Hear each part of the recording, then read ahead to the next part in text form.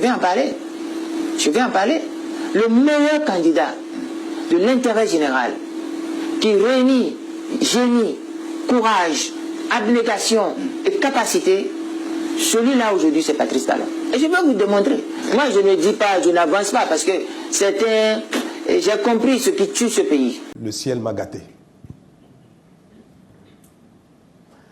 Pour vivre, on n'a pas besoin de grand-chose. Personnellement, je ne vis pas de caviar, de champagne. Je ne voyage pas en jet privé. Je n'ai pas de plaisir à voyager seul dans un avion. Donc, pour bien vivre, pour jouir de la vie, il ne faut pas grand-chose pour un homme. Mais c'est vrai que je suis, comme on dit, un compétiteur et j'ai du plaisir à avoir du succès dans ce que je fais. Mais le succès m'a montré ses limites dans mon pays. Quand vous investissez, quand vous mobilisez des financements, quand vous créez des entreprises, quand vous avez des employés qui vivent, qui s'épanouissent, qui ont des salaires importants, parce que les entreprises du groupe sont les mieux payées au Bénin, je me permets de le dire, sans toute modestie gardée, et que cela vous donne de la satisfaction. Mais que vous vous rendez compte que le modèle politique peut tout détruire du jour au lendemain, vous avez une autre vision de votre pays, de vous-même, de ce que vous faites, de votre environnement. Si vous êtes un bâtisseur, vous avez une autre vision des choses. Vous dites, mais il ne suffit pas de créer des entreprises, de créer des emplois, de la richesse. Parce que si tout cela peut disparaître un jour, vous pouvez à la fin de votre jour voir s'éteindre tout ce que vous avez fait. Mon péché aujourd'hui est que j'ai la conviction que je suis indiqué pour faire cette consolidation.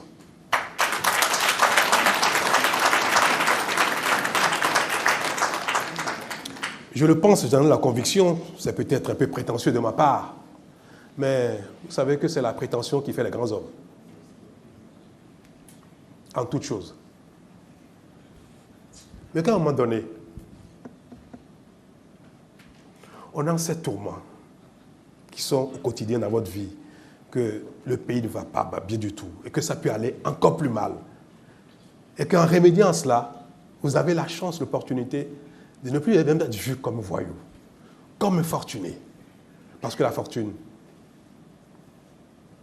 ne suscite, en général, pas l'admiration. Non. En vérité, on n'admire pas les gens fortunés. On les envie et on les méprise parfois. Je vous choque peut-être un petit peu, mais la réalité c'est cela. C'est humain. Qu'on soit africain, européen ou chinois, en général la fortune suscite l'envie et le mépris. Les grandes œuvres, quand on fait des choses pour ses concitoyens, ses semblables, ses frères, ça suscite l'admiration. Il est plus facile pour quelqu'un de ma position d'aider, de pousser quelqu'un d'autre à être président de la République pour avoir des retours que d'aller soi-même.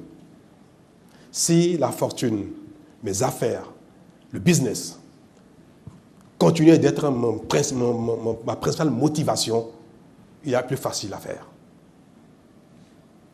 Tous ceux qui sont venus me voir, maître, vous le savez, tous les candidats qui sont venus me voir, monsieur Talon, on voudrait votre soutien pour être président de la République, ils m'ont tous dit, je suis élu, je vais vous rétablir le PVI, je vais vous rétablir dans le coton, je vais vous rétablir ceci. Puis chaque fois, je les regarde avec un sourire, quoi. Je dis, mon Dieu, vous ne savez pas ce qui me motive. Je veux que mon pays change. Ils me l'ont tous chanté. Et j'ai dit à certains, mais cher ami, quand tu me dis ça, PVI le coton, si je tenais tant au PVI au coton, je n'aurais pas dit non à Yaya Boni.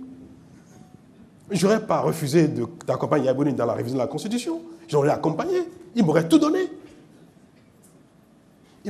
Si ta maison me plaisait, il t'aurait arraché ta maison, il m'aurait donné. C'est vrai? Non. Si j'étais boulimique à ce point, gourmand à ce point, et que mes succès n'étaient pas suffisants pour me donner la satisfaction du bonheur, il y a plus facile. Je suis un homme de défis et de challenges, et c'est cela qui me motive. C'est pas la fortune, j'ai fini avec. Il y a des pays au monde qui sont très ordonnés.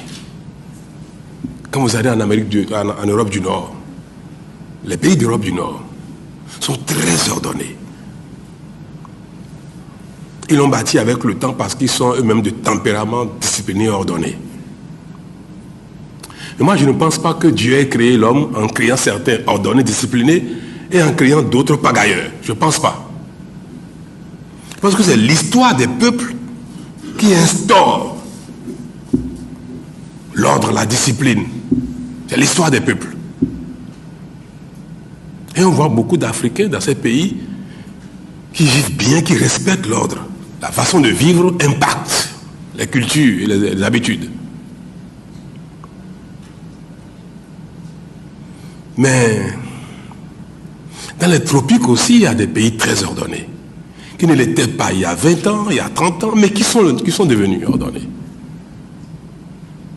Moi, je vois le Rwanda avec admiration, tout le monde en parle.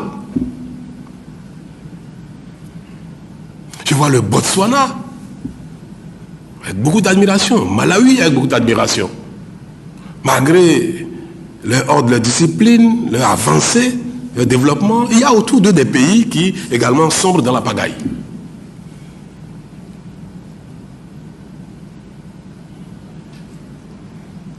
Mais si la génération actuelle a un fils, a des fils qui ont à un moment donné la volonté de forcer un peu les choses, ça peut être difficile, mais on peut accompagner cela malgré la difficulté.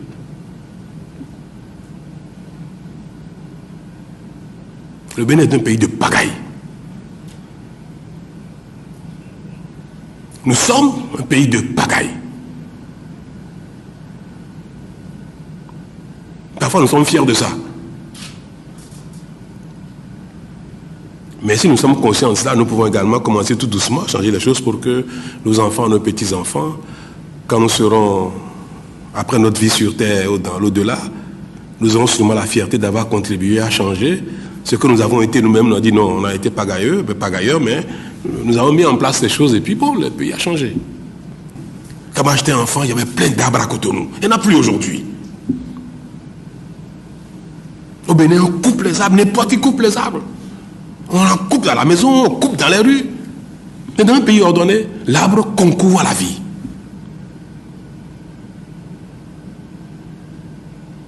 Bientôt, on va prendre une loi pour interdire que pour couper un arbre dans sa propre maison, il faut demander l'autorisation du maire. On va instaurer ça, même si c'est difficile. Si quelqu'un a planté son arbre, l'arbre a poussé, qui veut le couper n'a plus le droit. Parce que ça devient patrimoine commun.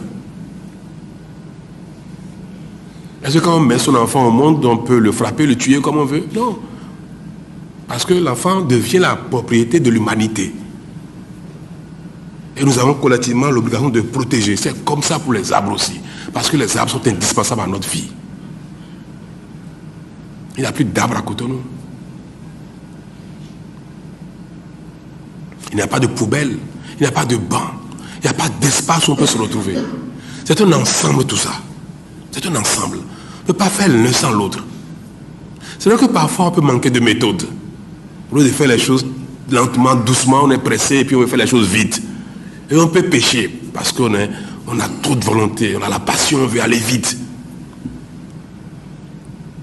Il faut nous reprocher, nous critiquer peut-être parce qu'on veut aller trop vite. Ça, je suis d'accord. Il ne faut pas nous critiquer en disant que nous n'aimons pas notre pays, nous n'aimons pas les musulmans, nous n'aimons pas les chrétiens, on veut interdire les chemins de croix, on veut interdire les prières dans la rue. Ce n'est pas pour ça. C'est parce qu'il y a un ensemble global que nous voulons commencer à construire, que nous voulons instaurer. Quand nous constatons, ou bien quand nous faisons le constat aujourd'hui, de manière certaine, qu'après avoir été les uns et les autres collectivement responsables de l'état de notre nation, parce que ce ne sont pas les étrangers qui sont responsables de ce que nous sommes, de l'état dans lequel est le pays. Surtout pour ceux qui, d'une manière ou d'une autre, ont été dans le pays, ceux qui ont été visibles, ceux qui, d'une manière ou d'une autre, ont joué un rôle économique, politique, social, religieux. Donc, quand on a pu être responsable, co-responsable de la situation dans laquelle nous sommes, et qu'on a l'avantage, qu'on a l'opportunité, qu'on a la grâce d'être là où on peut agir pour réparer, pour corriger, pour changer, ce ne serait pas bien de s'en priver. Il ne serait pas bien d'y renoncer pour le confort de soi.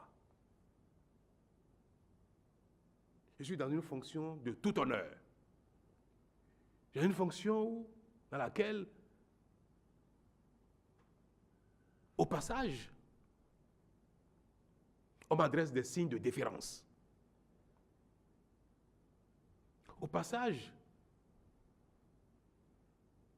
on m'adresse des signes d'amitié,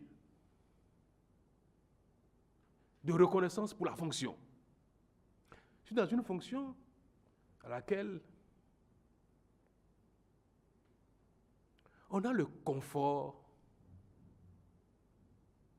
qui relève des attributs de la fonction. On peut être tenté de s'en contenter pendant les 5 ans dont on dispose et n'en être qu'un jouisseur.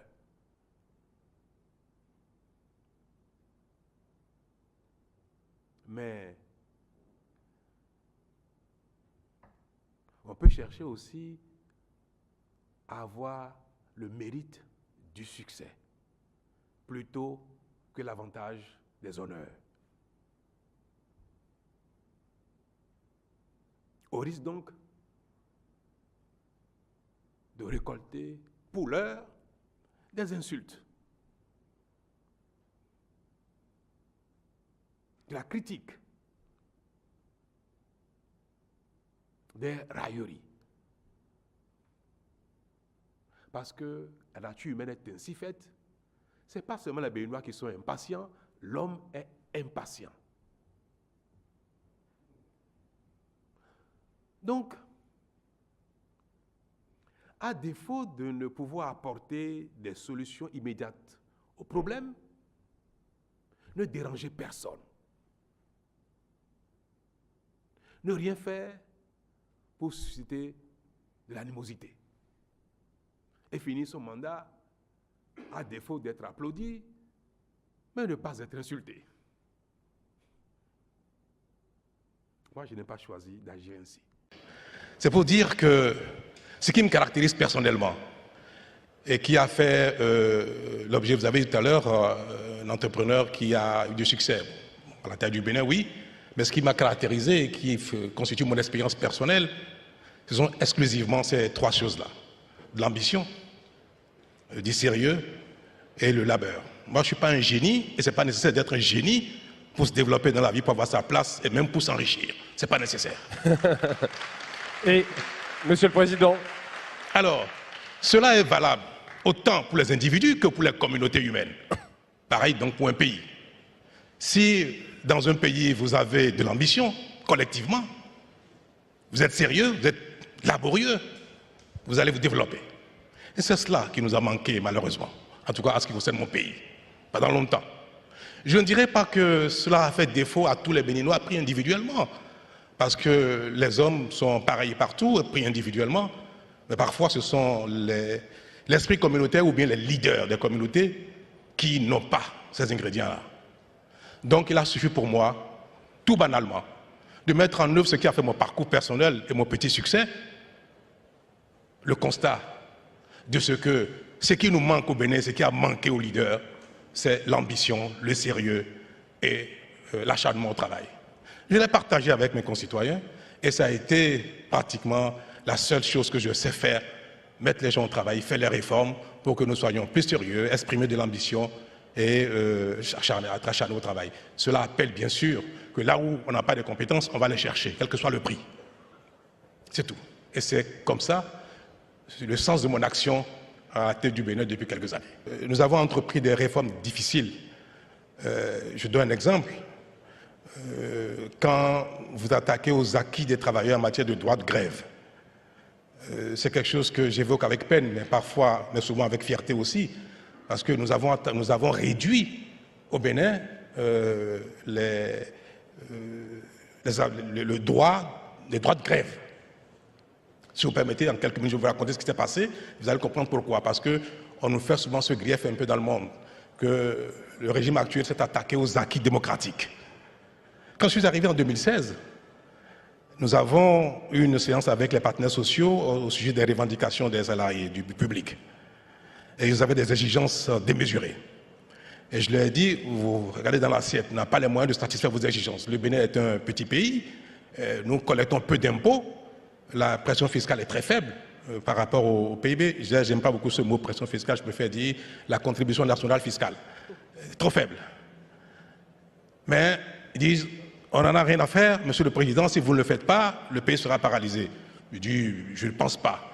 Et à la fin de la séance, un des syndicalistes me dit, Monsieur le Président, vous allez finir par céder. Je dis, mais je vais bien, puisque j'aurai les moyens, dès que les moyens seront là, nous allons céder. Il me dit non.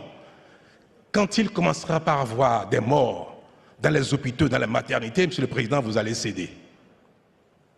Je le regarde, je dis, ben, la séance est levée. C'était un lundi, et le mercredi, en Conseil des ministres, je dis aux membres du gouvernement, je vais arrêter de tout faire. Les routes, les hôpitaux, tout ça, de côté. On va attaquer au problème syndical, au problème des grèves. Nous allons légiférer pour réorganiser le droit de grève. Parce qu'un pays qui n'a pas de ressources, et dans lequel les quelques-uns, plutôt une minorité, mais utile, veut s'accaparer de tout ce qu'il y a, au détriment des investissements en matière d'école, de santé, de route et d'énergie et consorts, ce n'est pas admissible. Et nous avons, effectivement, j'ai rencontré les parlementaires, je les ai convaincus et nous avons légiféré. Désormais au Bénin, la grève est interdite dans les secteurs vitaux comme la santé, la police, les pompiers, tout ce qui concourt à la survie des concitoyens. C'est interdit. Dans les autres secteurs, la grève est limitée à 2 jours maximum par mois et 10 jours par an. C'est vrai. C'est un recul par rapport aux acquis de démocratie. Mais vous savez, moi je n'ai pas l'ambition d'avoir une expression démocratique identique à la France. Je vais vous dire pourquoi. Je vois des gens qui sont choqués. Je vais vous dire pourquoi. Quand un pays comme la France, l'Italie, les États-Unis consorts sont des pays construits, organisés, structurés, et que la plupart des fondamentaux sont acquis, l'expression démocratique peut flirter avec l'anarchie. C'est pas grave, ça ne compromet pas la survie du pays. À cette époque de son histoire, face au vent des réformes, le Bénin a eu recours à une forme adaptée de démocratie au service du développement. Moi j'ai vu ici les Gilets jaunes. J'ai vu combien ils ont été très agressifs, très forts dans leurs revendications. Cela caractérise la France désormais. Nous sommes dans un pays, vous me le permettez, où les gens votent pour élire un président, des parlementaires, pour légiférer, pour exécuter un programme pour lequel les gens ont été élus. Mais au même moment, chacun conteste à l'élu le droit d'agir tout seul. Tant que la loi qui est votée ou ce qui est mise en œuvre n'est pas conforme à son aspiration personnelle, il dit niet et il conteste et il empêche de le faire. C'est de l'anarchie. C'est juste pour que vous puissiez comprendre la problématique qui est la nôtre. Quand un pays est construit, on peut ne pas avoir un gouvernement pendant 6 mois, si on a vu en Belgique, ce n'est pas un problème. On peut contester tout ce qui se fait, le pays n'est pas véritablement paralysé. L'anarchie et la contestation, ce sont des luxes. Ce ne sont pas des luxes, ce n'est pas préjudiciable à la survie d'un pays qui est déjà les fondamentaux. Mais quand un pays est à construire, ou notamment un pays dans lequel tout est à reprendre, vous avez besoin d'avoir une réglementation forte. Vous avez besoin que les gens respectent la loi, soient disciplinés, et si l'expression démocratique qui doit s'exprimer, il ne faut pas souhaiter que ce soit pareil que ce qui est le cas dans les pays développés. Et c'est pour ça que le droit de grève tel que nous l'avons réformé au Bénin, on ne peut pas le faire en France. Parce que ce ne serait pas acceptable. Mais au Bénin, c'était devenu important, vital, primordial. Sinon, ce pays restera éternellement dans la pauvreté. La France a été construite par les efforts soutenus de vos ancêtres. Ce qui fait qu'aujourd'hui, vous avez quelque chose à partager et qui fait que vous avez besoin d'un système plus équilibré pour avoir un partage équilibré des choses. Les nôtres, dans nos pays, on n'a encore rien fait du tout. C'est maintenant que les Africains ont besoin de construire leur pays pour les générations à venir, ce qui permettra aux autres de demain d'être plus exigeants parce que les efforts ont été faits maintenant. Il faut le temps d'effort et c'est pour ça que je voudrais dire à tout le monde que le Bénin est dans cette phase. Il y a des choix difficiles, hein. Il faut faire ces choix-là. Celui qui est actif, qui est dans le mouvement, comme on dit, si quelqu'un doit partir, lui, il est préservé. C'est celui qui, depuis 2 ou 3 ans, est désactivé, qui malheureusement va partir. Donc, c'est des choix difficiles, pénibles, que les responsables font avec beaucoup de souffrance, mais qui sont nécessaires pour la bonne marche du pays. On ne peut pas vouloir se développer sans sacrifice. C'est impossible. Si on veut tout préserver, nos acquis, nos travers, nos faiblesses, nos souffrances, on veut tout préserver, le Bénin ne se développera jamais. Et nos enfants, nos petits-enfants, nos arrière-petits-enfants vont subir les mêmes sorts que nous. Ce n'est pas avec plaisir, ça fait longtemps qu'il fallait le faire. Ce n'est pas un plaisir pour moi de dépenser l'argent de l'État pour payer des gens à la maison. Ce n'est pas un plaisir pour moi d'envoyer des pères de famille à la retraite d'office parce que je sais très bien que celui qui va à la retraite, c'est comme s'il était en déchéance. Mais ce n'est pas le cas. Aucun dirigeant ne peut faire ces choses-là avec plaisir. Ça n'existe pas. Tout le monde veut plaire. Moi qui suis ici, j'aime plaire aussi, j'aime plaire. Je voudrais plaire à tout le monde. Je voudrais plaire à mes concitoyens, aux uns aux autres. Que quand je passe, on dit, oh, il est gentil, il est beau, il est ceci, il est ceci, on va m'embrasser, on va me dire merci, comme ça. J'aimerais pas que quand je passe, on me dise, regardez-moi ce méchant-là. J'aimerais pas ça. Je ne suis pas maso. Qui n'est pas sensible à l'amour des autres? Qui n'est pas sensible à ça? Mais notez bien que j'aime plaire moi aussi. Et je voudrais bien plaire à tous mes concitoyens si je pouvais le faire. Mais ce serait contraire à la mission que vous m'avez confiée. Parce que vous ne m'avez pas élu pour plaire. Vous m'avez élu pour régler les problèmes qui se posent au Bénin. Y compris même les problèmes difficiles. Y compris les réformes difficiles. C'est ce plaire-là qui m'observe, c'est-à-dire que je voudrais pouvoir observer vers la fin. Ce fut dur pour lui, mais il a essayé. Ce fut compliqué pour lui, mais il a essayé. On lui a craché dessus, on l'a insulté, on l'a jeté la pierre, mais à la fin on va dire quand même chapeau. Donc je fais un sale boulot, hein. C'est le sale job, je le fais. Mais je sais que l'histoire reconnaîtra que je l'ai fait pour l'intérêt commun. Merci.